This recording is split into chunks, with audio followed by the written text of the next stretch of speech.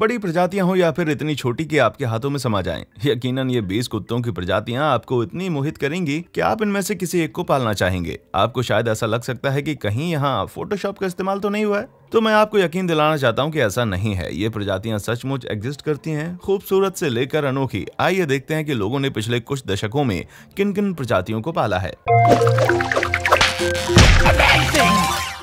Number 20, Aussie Pom. अगर आप mini Australian shepherd और एक पोमेरियन को क्रॉस ब्रीड करेंगे तो उसका नतीजा ये होगा। वैसे तो ऑसी पोम के इतिहास के बारे में किसी को भी पता नहीं है, लेकिन एक बात जो उनके बारे में सबको मालूम है और वो ये है कि ये खूबसूरत प्रजाति को 1993 में अमेरिकन केनेल क्लब द्वारा मान्यता प्राप्त हुई है। ये काफी मशहूर नस्ल है और ज्यादातर यूनाइटेड स्टेट्स और यूनाइटेड किंगडम में पाई जाती है। इन ऑसी पोम के फर काफी यूनिक होते हैं और ये इनकी विशेषता है जिसकी वजह से ये पॉपुलर हैं। नंबर 19, रोड्सकी। तो अब बारी है एक रोट व्हीलर और एक सिबेरियन हस्की को ब्रीड करने की, जिससे आपको ये प्रजाति प्राप्त होगी। रेडियंट आंखें और काफी स्ट्रॉन्ग पर्सनैलिटी इन कुत्तों की विशेषताएं हैं और ये अपने दोनों पेरेंट्स को फॉलो करता है। इस नस्ल में आपको हेट्राक्रोमिया नाम की कॉमन प्रॉब्लम नजर आएगी, जिसमें दोनों आंखों का रंग एक दूसरे से अलग होता है। इस बात को कभी ना भूलें कि भले ही ये प्रजाति कितनी ही फ्रेंडली और वफादार हो, लेकिन इन्हें अजनबी बिल्कुल पसंद नहीं होते। तो अगर आप इन नस्ल के कुत्तों को अपने घर में रखना चाहते हैं तो आप उन्हें सभी मेंबर से पहले फैमिलियर करवा दें और रोड्सकी को अच्छे से ट्रेन करें। अगर आप मेरी इस बात को फॉलो करेंगे तो आपको एक बहुत ही वफादार पालतू जानवर हमेशा अपने पास मिलेगा।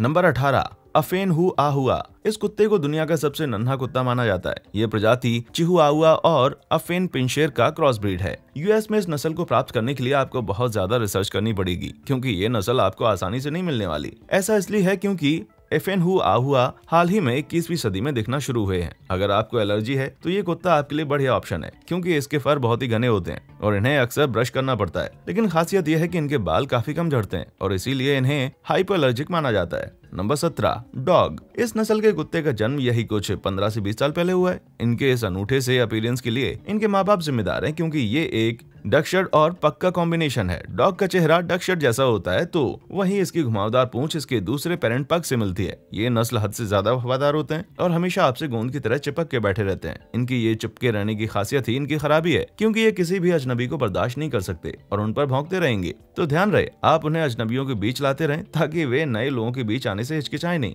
एक और कुत्ता है जो डॉग से मिलता जुलता है, ये फ्रग, जो पग और फ्रेंच बुलडॉग का कॉम्बिनेशन है। पर्सनैलिटी वैसे तो एक जैसी है, एक्सट्रीमली लॉयल और कोमल। ये दोनों ही प्रजातियां एक अच्छे पेट बनकर सामने आती हैं। नंबर 16, चॉस्की। अगर आपको फ्लफ बॉल से खेलना पसंद है तो आपको यकीनन चॉस्की को ही चुनना चाहिए। ये एक चाउ चाउ और साइबेरियन हस्की का क्रॉस ब्रीड है। ये काफी एनर्जेटिक नस्ल वाले कुत्ते होते हैं। तो अगर आप पहली बार कुत्ते पालने जा रहे हैं तो इनका चयन ना करें। अगर आप पहली बार में इनको पालना चाहते हैं तो ये सुनिश्चित कर लें कि आपने इन्हें अच्छे से ट्रेनिंग दी है, और जब आप उन्हें अच्छे से ट्रेन कर लें तब आपको ज्ञात होगा कि चॉस्की वाकई में एक बढ़िया ब्रीड है। चॉस्की की तरह पोम्स की भी एक चाउ चाउ की जगह पोमेरियन से ब्रीड किया गया है, लेकिन इसकी साइज थोड़ी अलग है। हाँ, लेकिन इसका प्रेम और दोस्ताना बिल्कुल एक जैसा है। Number 15, golden doodle. जैसा कि आपने गैस किया कि ये नस्ल एक गोल्डन रिट्रीवर और एक पूडल का कॉम्बिनेशन है, और इस नस्ल में आपको सुंदरता के साथ अनोखे फर मिलेंगे। भले ही इन्हें डिजाइनर ब्रीड माना जाता हो, लेकिन इन्हें अभी तक अमेरिकी केनेल क्लब द्वारा मान्यता प्राप्त नहीं हुई है। वे एक उच्च मांग वाली नस्ल है। गोल्डन डूडल काफी पारिवारिक पालतू जानवर है और काफी दोस्ताना भी, क्योंकि ये किसी से भी घुल मिल जाते हैं, और यही कारण है कि ये गार्ड के रोल के लिए उपयुक्त नहीं है। अगर आप इस तरह की कोई पर्सनैलिटी गोल्डन डूडल में खोज रहे हैं तो एक बार फिर से सोच लीजिएगा इस प्यारी सी प्रजाति को चुनने से पहले। नंबर 14, शिबा मो। ये नस्ल दरअसल शिबा इनू और एक अमेरिकन एस्किमो का कॉम्बो है। अगर आपको एक प्यारा और अच्छी तरह से ट्रेंड कुत्ता चाहिए तो शिबा मो एक बेहतरीन ऑप्शन है। ये अपने मालिकों को अच्छे से मोहना जानते हैं और जल्दी उनके सारे कमांड सीख जाते हैं। इनका वजन ज्यादा से ज्यादा 15 पाउंड होता है। अगर आप एक छोटे कुत्ते की खोज में हैं तो ये आपके लिए एक परफेक्ट नस्ल है। इनकी छोटी कद काठी के साथ इनका मेंटेनेंस भी बहुत कम है, क्योंकि इन्हें बाकी की नस्लों के जैसे बार बार ग्रूमिंग की जरूरत नहीं होती। नंबर 13, लिप्सकी। क्योंकि इस नस्ल के माता पिता एक हस्की और एक लैब्राडोर रिट्रीवर का कॉम्बो है, जिसका ये मतलब है कि ये अपना काम बखूबी करते हैं और ये हमेशा से अपने मालिक का ध्यान आकर्षित करना चाहते हैं। इसलिए ये उनके पीछे पीछे जाकर उनकी हर कमांड को फॉलो करते हैं। अगर इन्हें अच्छे से ट्रेन किया जाए, ये नस्ल दरअसल बच्चों के साथ भी काफी फ्रेंडली है, खास करके छोटे बच्चे। वैसे आपको एक बात बता दूं कि लिप्सकी खरीदने से पहले ये जान लीजिए कि इनकी पर्सनैलिटी के बारे में अभी पूरी तरह से किसी को ज्ञात नहीं है। तो ऐसा करने से पहले आप किसी लिप्सकी को अच्छे से ऑब्जर्व करें और उनके बारे में खुद की एक राय बनाएं। नंबर 12, ओटोनागन। ये प्रजाति इस वीडियो में दिखाई जाने वाली सभी नस्लों से अलग है। यूटोनागन एक ऐसी प्रजाति है जो 3 अलग अलग नस्लों से बने होते हैं। इन्हें पहले भेड़िए के हाइब्रिड के तौर पर बेचा जाता था। हालांकि इनमें भेड़ियों वाली गुणवत्ता भी है, लेकिन हकीकत में अलास्कन मलाम्यूट, साइबेरियन हस्की और जर्मन शेफर्ड का मिश्रण है। क्योंकि यूटोनगन को विशेष रूप से अपनी कार्य क्षमता और उच्च धीरज के लिए पाला गया था, इसलिए फिनलैंड में इस नस्ल को कुत्ते के परीक्षणों और प्रतियोगिताओं में भाग लेना बहुत आम बात है। नंबर 11, चिगल। अगर आप चिहुआहुआ और एक बीगल को ब्रीड कराते हैं तो आपको काफी अनोखी दिखने वाली नस्ल मिलेगी जो वाकई मनमोहक है। चिगल्स बड़े दिल वाले और विशाल व्यक्तित्व वाले होते हैं और ऐसा उनके पेरेंट्स के कॉम्बिनेशन के कारण है। और तो और उन्हें ट्रेन करना भी काफी मुश्किल है क्योंकि ये काफी एनर्जेटिक होते हैं और आपको परेशानी तब सबसे ज्यादा होगी अगर ये चिहुआहुआ की तुलना में बीगल पर ज्यादा हो गए। इसका मतलब तो ये हुआ कि अगर आप एक चिगल को अपनाना चाहते हैं तो आप उसे बहुत सारा प्यार दें और कसरत कराएं। नंबर 10, पेम्ब्रोके शेल्थी। पेम्ब्रोके शेल्थी इस वीडियो में अमेरिकी केनल क्लब द्वारा मान्यता प्राप्त सबसे पुरानी क्रॉस ब्रीड नस्ल है। ये एक पेम्ब्रोक, वेल्श कॉर्गी और शेटलैंड शीप डॉग का मिश्रण है। इस ब्रीड की खोज यूनाइटेड स्टेट्स में हुई थी और उन्हें आखिरकार 1911 में केनल द्वारा मान्यता मिल गई। इसमें कोई दो राय नहीं है कि ये अपने फ्लफी और कोमल रूप के कारण लोगों के बीच इतने पॉपुलर हुए। ये काफी वफादार होते हैं, इसलिए ये जरूरत पड़ने पर हमेशा ही आपके और आपके बच्चों की रक्षा करेंगे। नंबर 9, कॉकरपी। झुर्रीदार चेहरे के साथ एक प्यारा सा दिल। ये कॉकर स्पेनियल और शरपे के बीच का क्रॉस ब्रीड मिश्रण है और ये आपके घर के लिए एकदम परफेक्ट है। ये आपको घर में आराम फरमाते दिख जाएंगे क्योंकि इनमें ऊर्जा की कमी होती है, लेकिन फिर भी ये अपने मालिक के साथ वॉक पर जाना पसंद करते हैं। ये ब्रीड बहुत ही बुद्धिमान होती है, इसलिए वे काफी स्वतंत्र भी होते हैं और कभी कभी जिद्दी भी। तो भाई अगर आपके पास पेशेंस है तो आप इस प्यारी सी नस्ल को अपनाने से पहले एक बार फिर से सोच लें। नंबर 8, शनूडल। शनूडल आपको बहुत सारे रंगों और साइज में मिल जाएंगे। दरअसल ये नस्ल श्रोजर और पूडल का मिश्रण है और आजकल ये काफी लोकप्रिय भी है। अगर आप एक साथी के साथ साथ एक पहरेदार की भी खोज में हैं, तो शनूडल आपके लिए परफेक्ट ऑप्शन है।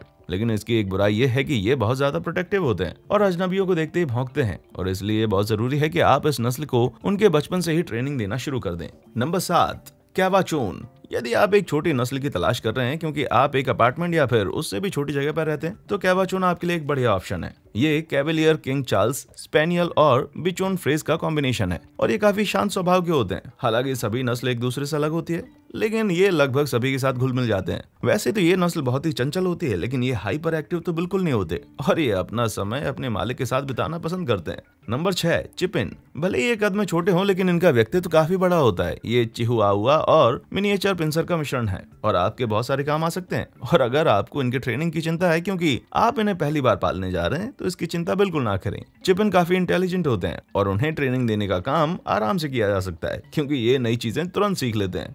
नंबर 5, शोली। ये नस्ल जर्मन शेफर्ड और बॉर्डर कॉली का मिश्रण है और इस नस्ल को अभी तक किसी भी अमेरिकी कैनाइन रजिस्ट्रियों द्वारा मान्यता प्राप्त नहीं है। इनका व्यक्तित्व काफी जोशीला और अपने मालिक द्वारा प्रेम किया जाना पसंद है। और एक बात, अगर आप शोली को पालना चाहते हैं तो उन्हें रेगुलरली ग्रूम करना बेहद जरूरी है क्योंकि इनके फर बहुत ही लंबे, घने और अक्सर झड़ते रहते हैं, तो उनकी ब्रशिंग करना बहुत जरूरी है।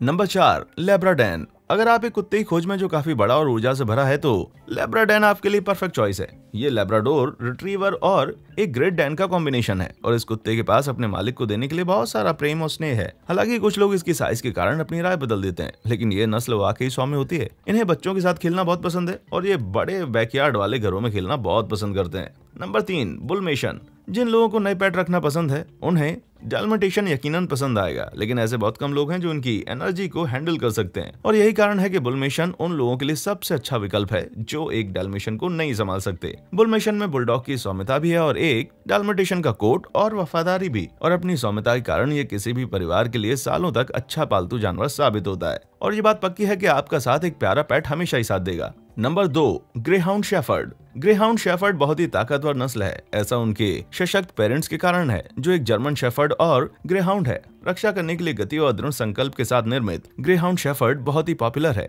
इसलिए अगर आपको एक ग्रेहाउंड शेफर्ड मिलता है तो आप सच में किस्मत वाले हैं। और जैसा कि आप बाकी की हाइब्रिड्स की रिसर्च करते हैं, वैसे इसकी भी रिसर्च करें क्योंकि कई ब्रीडर्स ये झूठे दावे करते हैं कि उनके पास जो पपी है वो ग्रेहाउंड शेफर्ड है। हालांकि इनके व्यक्तित्व के बारे में ज्यादा जानकारी तो नहीं है, लेकिन एक बात तो पक्की है कि ये उन घरों के लिए नहीं है जिनके घरों में बिल्लियों जैसे छोटे जानवर रहते हो। Number 1, American बुलहुआहुआ।